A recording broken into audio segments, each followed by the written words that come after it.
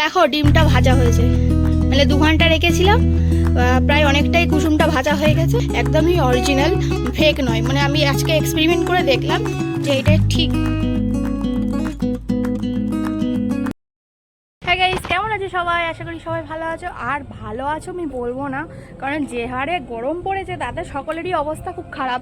তো আজকে আমি করতে চলেছি ছাদে এক্সপেরিমেন্ট। সেটা হলো ছাদে আমি ডিম ভাজবো। তার জন্য আমি একটা থালা এনে দিয়েছি, আর এই থালাটা আমি আগে ছাদে রেখে দেবো, তারপরে ডিমটা ভাজবো। তো চলো কি করি দেখো। থালাটা রেখে দিয়েছি, দেখতে পাচ্ছ ছাদে। বাবা গরম হয়ে গেছে, 2 মিনিটের মধ্যেই গরম হয়ে গেছে দেখো।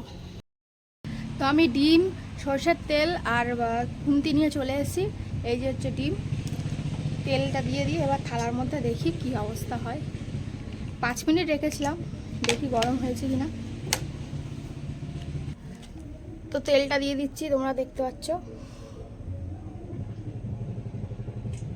এত রোদ কিছু দেখতে পাচ্ছি না। বাবারে, থালাটা গরম হয়ে গেছে ভালো।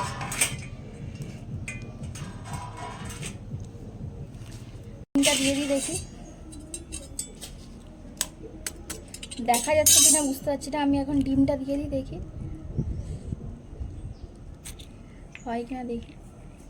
আপাতত থাক। তো আমি ডিমটা দিয়ে দিয়েছি, দেখতে পাচ্ছ তোমরা। তো দেখা যাক কখন হয়ে যায় ডিমটা। তো বন্ধুরা, ডিমটা আমি 10 মিনিট রেখেছি, তাতে দেখো কুসুমটা কতটা একটু বড় মতো হয়ে গেছে। তো মানে হচ্ছে, ডিমটা ভাজা হচ্ছে, গরম আছে।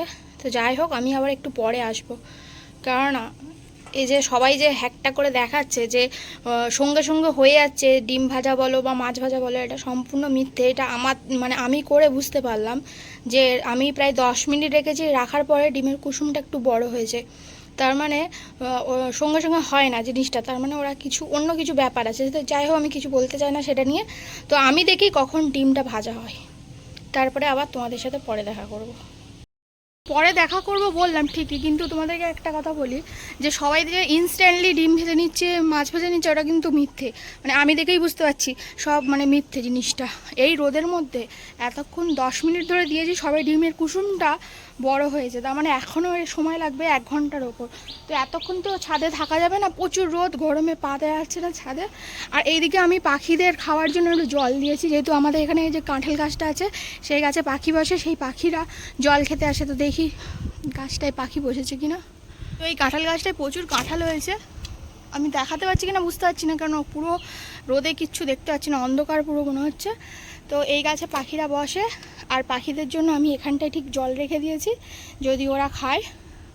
তোমরাও করো বন্ধুরা, মানে পাখিরা তো প্রচুর গরমে কষ্ট পাচ্ছে, আমরাও যেরকম কষ্ট পাচ্ছি, তারাও তো নিশ্চয়ই কষ্ট পাচ্ছে। তো তোমরাও কিন্তু এরকম রেখো জল বাড়ির, যেখানে খোলা জায়গা, যেখানে পাখিরা বসে, সেখানে জলটা অবশ্যই রেখো। তো আবার আমি পরে দেখা করব, ডিমটার কি অবস্থা পরে দেখা করছি তোমাদের সাথে। বন্ধুরা, আমি 2 ঘন্টা পরে ছাদে এসেছি, আর ডিমটার কি অবস্থা তোমাদেরকে একটু দেখিয়ে দিই, ডিমটা ভাজা হয়েছে কিনা।